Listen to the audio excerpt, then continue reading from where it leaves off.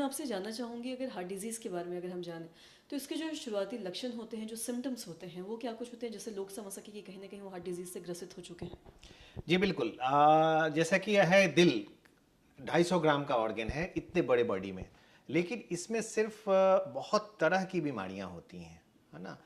आगे हम लोग बात करेंगे कि क्या क्या बीमारियां होती हैं, लेकिन जो मुख्य लक्षण हैं हार्ट डिजीज होने के जो कॉमनली होते हैं उसके बारे में हम लोग बात करेंगे, क्योंकि अगर दुनिया में देखी जाए तो 1/3 मौतें सिर्फ और सिर्फ हार्ट की वजह से होती हैं।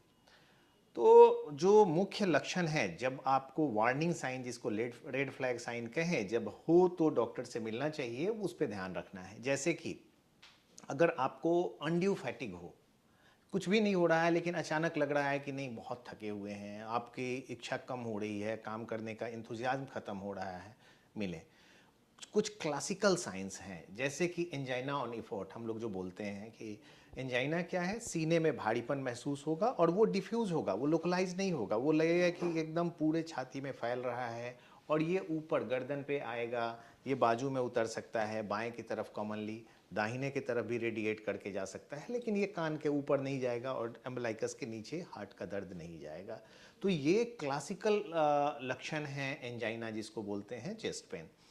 इसके अलावा है धड़कन की अनियमितता, आपको फील होने लगेगा कि मेरा धड़कन अनियमित हो रहा है, सांस का फूलना, चलने में आपका सांस फूलने लगे, डिस्निया ऑन एग्जर्शन जिसको बोलते हैं, पैरों में सूजन आना, रात में सोए सोए आदमी उठ के बैठ जाता है जिसको कि ऑर्थोपनिया वगैरह बोलते हैं।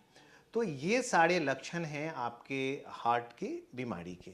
इनमें से कुछ भी हो, जैसे आप चल रहे हैं सांस फूल रहा है, धड़कन ज़्यादा तेज हो रही है, अनड्यू फैटिग हो रहा है, चेस्ट पेन हो रहा है, सिंकपी हो रहा है, चलने पे चक्कर आ रहा है, गिर जा रहे हैं, ये सब हार्ट की बीमारियों के लक्षण हैं। तो इसको कभी इग्नोर ना करें, आप नज़दीकी डॉक्टर से मिलें और समुचित इलाज करें। जी। और साथ ही अगर हम हार्ट डिज़ीज़ के बारे में बात करें, तो अक्सर पहले देखा जाता था कि हार्ट डिज़ीज़ एक उम्र के बाद होता था, लेकिन वहीं आज दूसरी तरफ हम देख रहे हैं कि छोटे बच्चों में भी कई तरह की हार्ट डिज़ीज़ हो रही है, तो इसका कारण क्या समझते हैं? इसके लिए हम लोग खुद रिस्पॉन्सिबल हैं, क्योंकि एक देखिए, जो हम लोगों का इंडियन सब कॉन्टिनेंट है, तो हम लोग थोड़ा ज़्यादा ही प्रीडिस्पोज्ड हैं हार्ट की बीमारियों से होने से। जैसे कि वेस्टर्न वर्ल्ड के डाटा से हम लोग कंपेयर करते हैं, तो ये पुरानी डाटा मैं बता रहा हूँ कि 10 साल अर्ली हमारे यहाँ होता है। तो सपोज दैट कि पहले ये बीमारियाँ 60 साल से आगे के लोगों में वेस्टर्न वर्ल्ड में होती थी, तो हमारे यहाँ 50 में होता है। और किसी भी देश की इकोनॉमी चलाने की जिम्मेवारी 40 से 60 के बीच के लोगों की होती है। तो सिर्फ ये बीमारी नहीं है, पूरा देश को तोड़ रहा है, तो जो आपका मेन वर्कफोर्स है उसको इन्वॉल्व कर रहा है। अब हम लोग बात करें कि ऐसा क्यों है। एशियन में होने के बहुत सारे थ्योरी हैं, थ्रिफ्टी जीन हाइपोथेसिस है, और यहाँ का जो हम लोगों का ओबेसिटी है ना, वो थोड़ा डिफरेंट है, एब्डोमिनल ओबेसिटी है। आप देखेंगे कि वेट ज़्यादा नहीं है लेकिन पेट निकला हुआ है, हाथ पैर पतले हैं, पेट निकला हुआ है। तो ये विजरल ओबेसिटी बहुत ही खराब है, जिसके चलते ये सब बीमारी ज़्यादा होती है। और आजकल अभी जो हम लोग इधर कुछ दिनों में, पिछले 10 सालों में जो हम लोगों ने अनुभव किया है, वो इवन अब ये एज घट के और पहले आ गया है। अब 30s में, 20s में, जो कि बहुत रेयर पहले देखा जाता था कि 20 साल के युवाओं में हार्ट अटैक हो।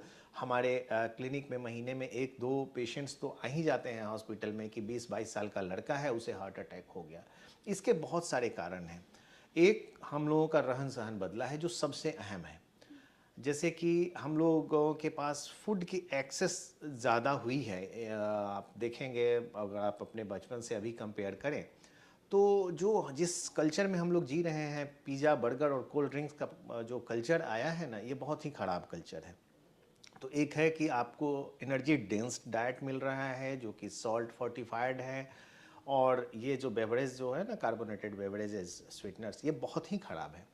दूसरी बात, इसके अलावा आप देखो कि लोगों को एक्सेस बढ़ गया है, तो शारीरिक श्रम कम हो गई है।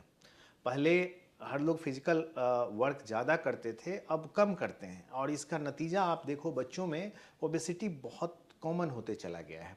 तो हमारा सेडेंट्री लाइफस्टाइल हो गया है, ओबेसिटी हो गया है, जिसके चलते डायबिटीज़ के इंसिडेंस बढ़े हैं, ब्लड प्रेशर के इंसिडेंस बढ़े हैं, शारीरिक श्रम कम हो गई है, तो एक्सपेंडिचर कम हो रहा है एनर्जी का।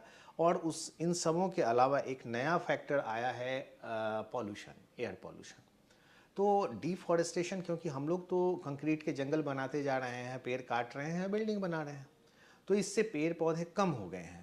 तो इससे एयर पॉल्यूशन भी, और व्हीकल सब लोगों के पास है, कोई घर नहीं है जहाँ पे एक दो व्हीकल ना हो, तो कार्बन इमिशन भी बहुत बढ़ा है।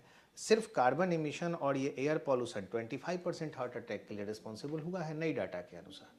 तो मल्टी फैक्टोरियल हैं, और जिसके चलते बीमारी बहुत तेज़ी से बढ़ रही है।